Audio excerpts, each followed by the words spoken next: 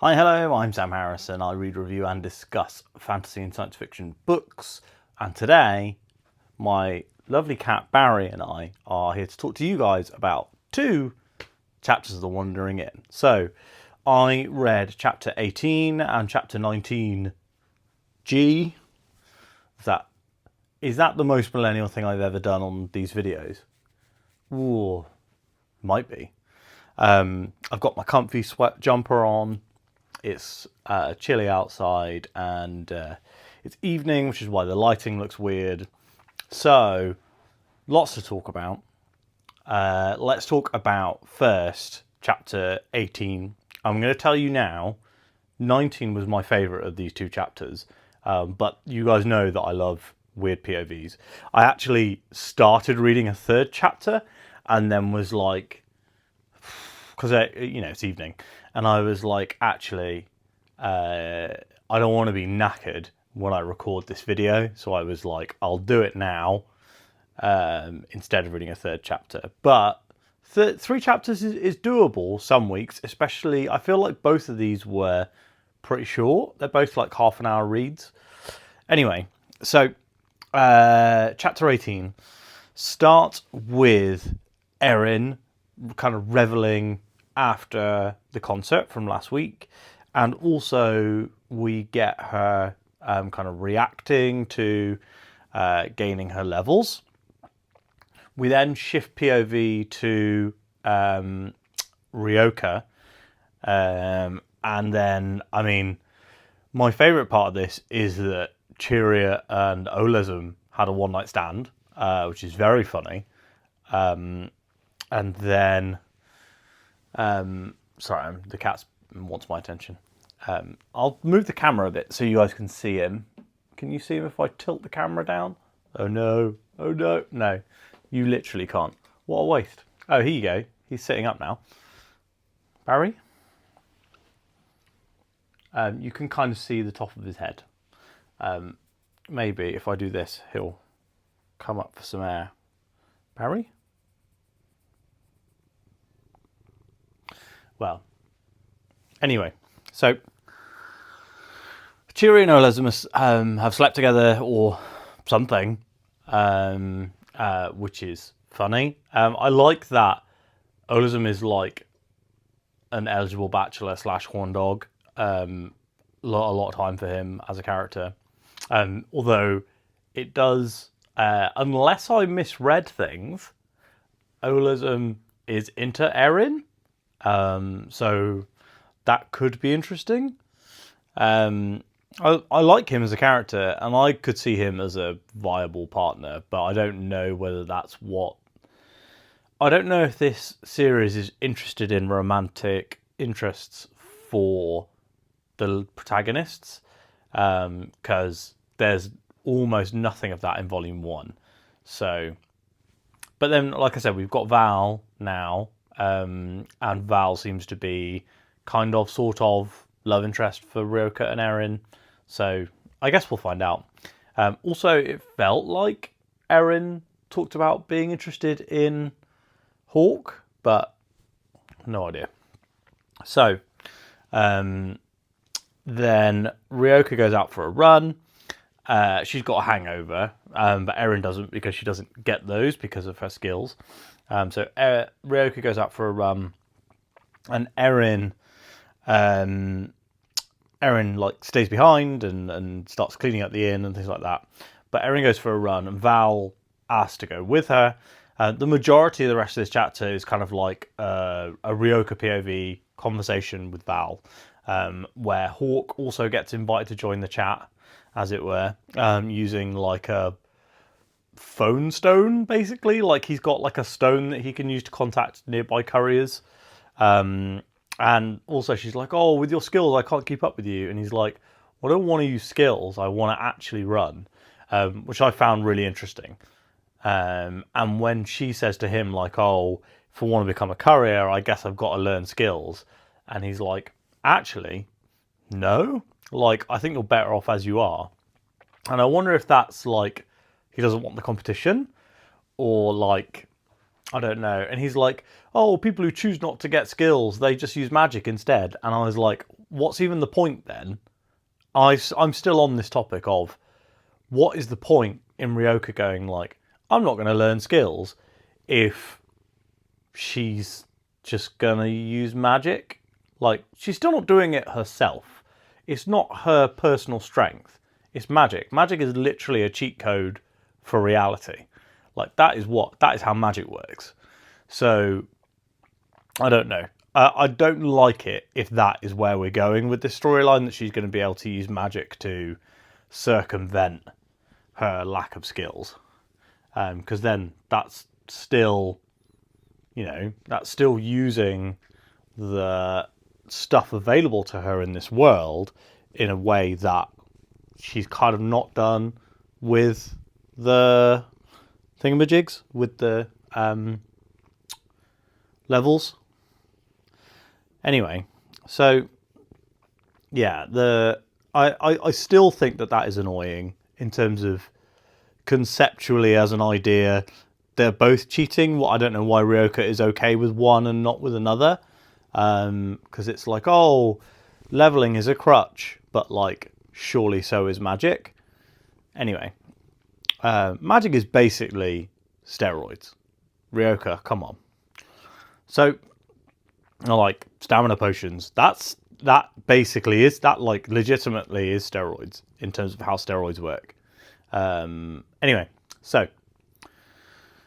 the chapter then ends, and I enjoyed this bit. It ends on a new character who is the general who sent the chessboard. There's almost like a comedy of errors thing going on across these two chapters, where Eren never gets to play a chess game against the person who sent the board. The guy who sent the board's called like Niers Adamstrom or Astendrom or something like that. His surname's too long to remember. We're going to just call him Niers. Buddy, what's wrong? He was flicking me with his tail, so I assumed he was upset. But he's not. He just wants more attention. So, we've got, Eren is like, oh, I'm going to play a game with the magic chessboard. And then Olism's like, oh, can I have a go? And she's like, just play now. Have a go now. And then he like loses a bunch of matches against Niers. And then in the next chapter as well, Rags, when Eren finally starts a game, Rags like steals and takes it over. But we may as well get on to the next chapter now. Oop, Barry, you're pulling my jumper down. Right. So, yeah, we may as well get on to the next chapter now. And like I was saying, I really enjoyed this one. Two reasons. A, Torrin is in it. Torrin rules. We're big Torrin fans in this house. And then Rags also. And the thing that the Rags POV chapters are great because different species POVs are interesting. And I think especially because she's such a different species. Goblins are so different. And they have this ancestral memory, which would have been nice to have had brought up before. It feels like it was just kind of something part of a thought up and was like, oh, I'll add this in. But like, if you're rewriting Volume 1, could you not have referenced it in Volume 1? Stop pulling my jumper down. You're exposing my fat neck.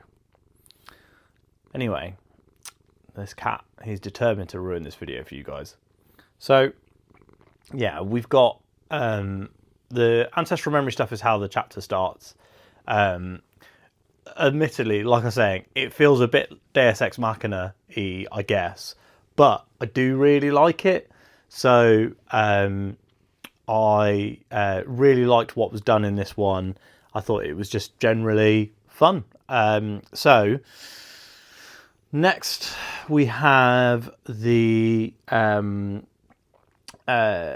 we have like a bit of a kind of an update on what's going on with Rags. So she's been living in the cave, which she's found out is like the entrance to a dungeon, and her and Torrin have been fighting and training in the dungeon. One assumes that this dungeon will be like where they end up going at the end of the volume or something like that, because that's kind of how the ruins were in Volume 1. And I think that that kind of feels like a sensible structure, if that makes sense, for them to do a mission down into this new dungeon. Torrhen has leveled tons, and he's leveled tons because it seems like he's more intelligent now. So that, he's got that going for him. What else was I going to say? Yeah, so he's more intelligent now. Both Torrhen and Rags obviously have Skinner eyes, which they use to scare away a wolf. Torrhen and Rags can also communicate. So Torrhen can understand every single language, which is really interesting. And I wonder if they are able to apply that to other stuff like body language or chess, other stuff like that, maybe as they level. But yeah, so Torrhen can understand every language. So he can understand Rags, because he speaks the language of the dead, and the dead understand every language. So he understands Rags, and then he can like gesticulate and draw and like all that sort of stuff to help Rags understand him. So they can actually talk, which is very interesting because Rags obviously can't talk to any other characters, and neither can Torrhen, but they can talk to each other. So I like that. I like that kind of like budding relationship between the two building there. Rags eventually brings Torrhen back to the inn, which is lovely. It's nice to have that reunion. But it's funny because it happens in Rags's chapter. We don't get like the emotional POV from Erin of her, co-worker, friend, slave, etc. returning, which I would have liked to have seen. But then a lot of the rest of this chapter deals with Relk and Rags. So Rags parents were killed by Relk. We knew this already, but she like has a flashback and she spits on Relk, and Relk is like super rage on for her, and he like he's trying to like kill her basically in the pub. He's like, oh, I'll take her outside, like, blah blah blah. And Erin's like, stop it, like, you can't kill goblins, like. And eventually he punches her and like basically knocks loose some teeth and like really bruises her and like really hurts her because she's a tiny child goblin. And Erin kicks off and is like, you're basically your bard. And Relk's like, what can you do? You can't stop me. You can't stop me. None of you can stop me. And like Rags has a revelation. He's like, she's like, Relk could just kill everyone in this room and he would have absolutely no trouble doing it. And like Pisces is holding Cheerio back and everything. It's a really interesting moment, which again might have been served better from another POV, rather than Rags's one. I liked seeing some of this from Rags's point of view, but I feel like maybe some of the Erin and Relk stuff could have been done better from her point of view. It's also, Relk seems like 90% of the time Pirate Abba wants to write them as a good guy who's just a bit dumb, and then the other 10% of the time Pirate Abba wants to write them as like a sociopath, and it's very hard to see that kind of flip-flop between lovable dumb guy and blood crazed warrior. So yeah, also Relk drops that the guards have been told to hunt goblins down after they've killed Kibich, and he's like, well, I've not been killing this goblin because you like her, but she's annoying me, so I'm gonna kill her. Eventually the frostbites get involved and they start freezing Relk up, which is quite funny. The events kind of continue, and Rags's point of view is, as I said, not as interesting on this scene as I think another's might have been. But Rags does go to, Rags eventually returns to her home, and she's like, aha, I've worked it out, you know, what we're going to do next, who we're going to take out.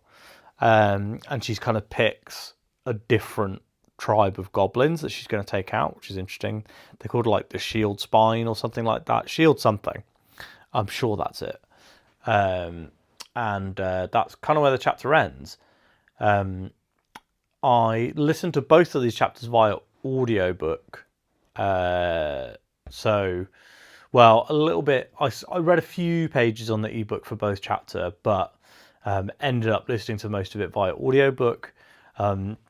These ones were both quite good because they didn't involve as many of the annoying voices. There are a few characters where I find their voices a bit grating in the audiobook. And I do really like Ryoka building her relationship with Hawk and Val. Cat hair in my mouth. Because this lovely white monster is shedding everywhere.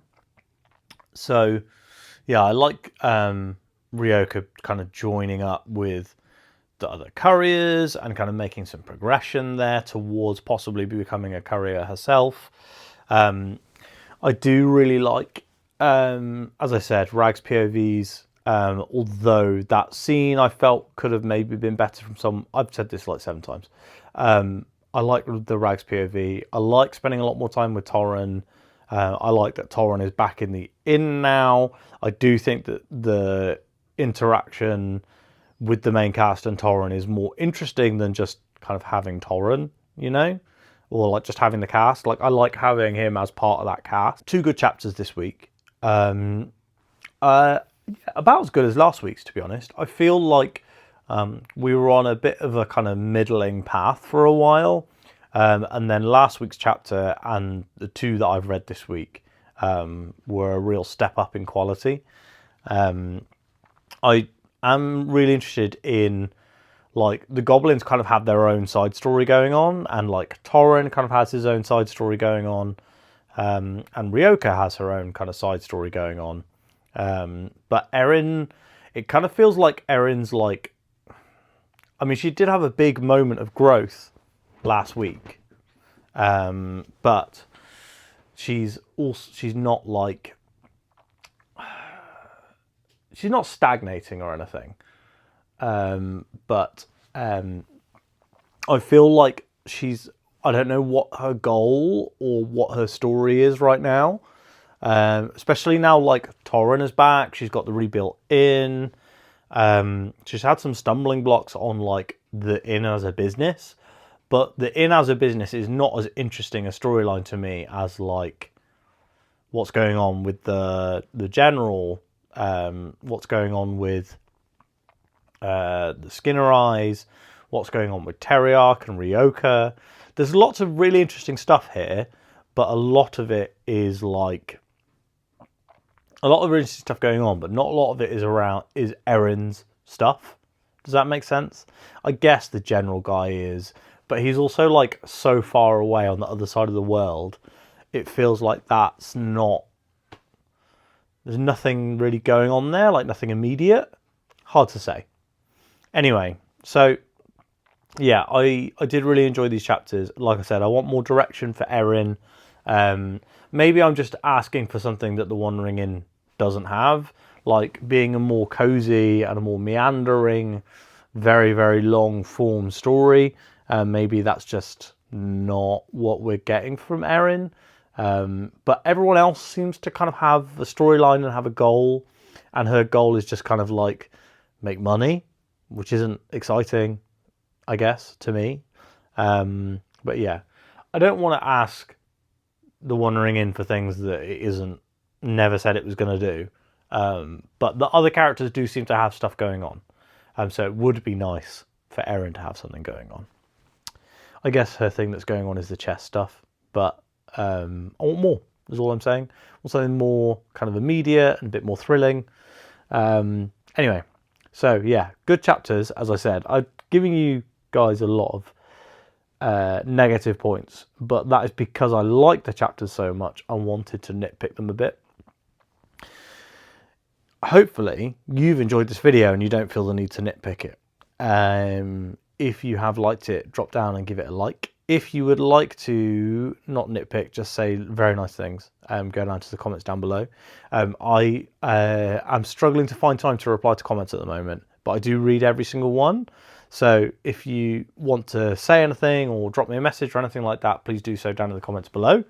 And finally, if you've not subscribed, then that's the best way to find out when these episodes have come out. So please subscribe to the channel, join our community, and I will see you guys tomorrow.